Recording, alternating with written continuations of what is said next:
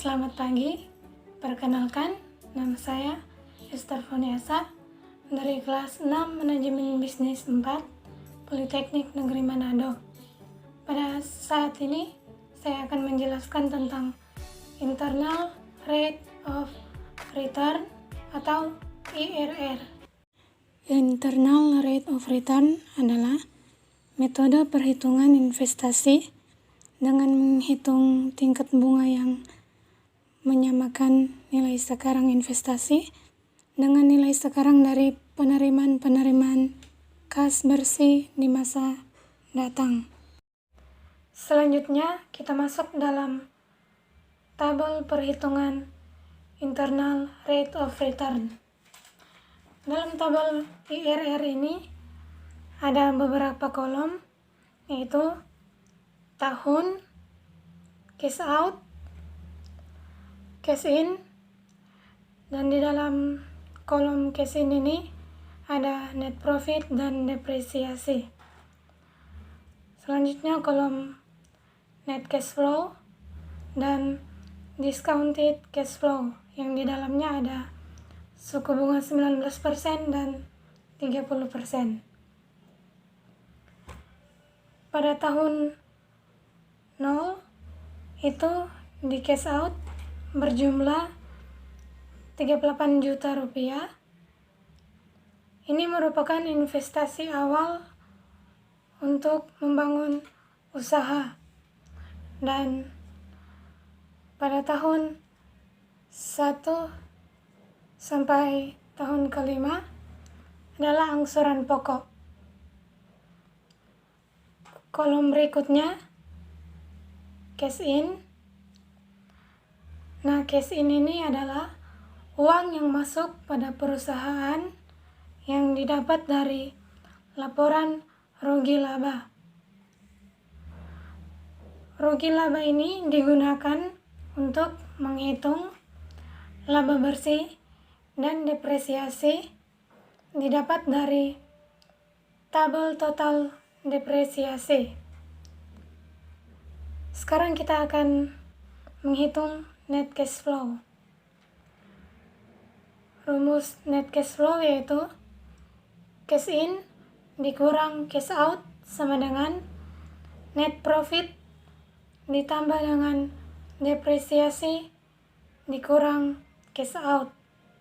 Sehingga pada tahun yang ke-0 sama dengan 0 ditambah 0 dikurang 38 juta rupiah sama dengan minus 38 juta rupiah. Pada tahun pertama yaitu net profit 13.760.795 rupiah ditambah dengan depresiasi 9.900.000 rupiah dan dikurang dengan cash out 7.261.566 rupiah. Hasilnya adalah 16.399.230 rupiah. Kemudian pada tahun kedua 31.280.213 rupiah ditambah dengan 9.900.000 dan dikurang dengan 8.713.878 rupiah. Hasilnya adalah 32.466.325 rupiah. Kita lakukan cara ini sampai dengan pada tahun kelima. Kemudian pada kolom discounted cash flow, di sini discounted cash flow adalah salah satu metode untuk menghitung prospek pertumbuhan instrumen investasi dalam beberapa waktu ke depan. Untuk kolom 19% pada tahun pertama yaitu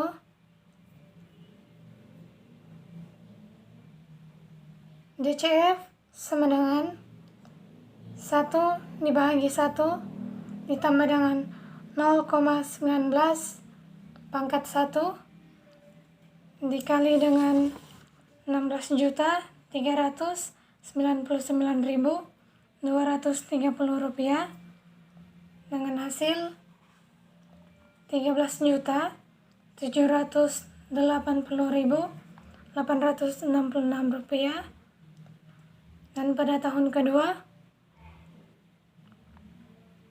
1 dibagi 1,19 dipangkat 2 dikali dengan 32.466.335 rupiah dihasilkan 22.926.584 rupiah. Langkah ini kita lakukan sampai pada tahun kelima dengan hanya mengganti pangkat sesuai tahun yang ada. Kemudian untuk kolom 30%, langkah yang dilakukan sama dengan 19%. Untuk tahun pertama sama dengan 1 bahagi 1 ditambah 0,3 dipangkat 1 dikali dengan 16.399.230 sama dengan 12.614.795 rupiah. Dan pada tahun kedua 1 dibagi 1,3 dipangkat 2 dan dikali dengan 32.466.335 rupiah dengan hasil 19.210.849 rupiah. Dan kita lakukan lagi langkah ini sampai pada tahun kelima dengan mengganti pangkat sesuai tahun yang ada. Kemudian kita totalkan masing-masing discounted cash flow, yaitu kolom 19% totalnya adalah 59.830.738 rupiah, dan kolom 30% hasilnya adalah 36.896.450 rupiah. Di sini IRR biasanya dibandingkan dengan minimum attractive rate of return atau biasa disebut MARR. Nah, MARR dalam kasus ini diketahui adalah 20%.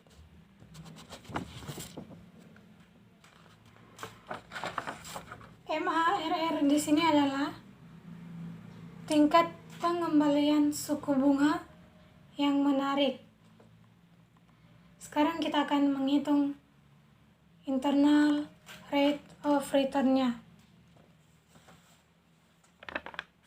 Rumusnya yaitu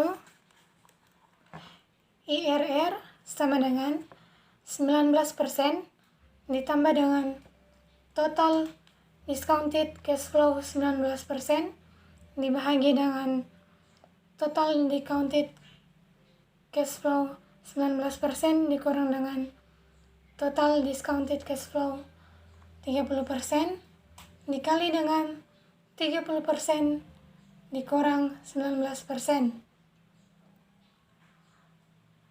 sama dengan 19% ditambah dengan minus 59.896.450 830.738 rupiah dibahagi dengan total DCF 19% minus 59.830.738 rupiah dikurang dengan total DCF 30% minus 36.896.450 rupiah dikali dengan 11%, maka hasilnya yang didapat adalah 30%. Di sini bisa dilihat bahwa internal rate of return-nya lebih tinggi daripada MARR,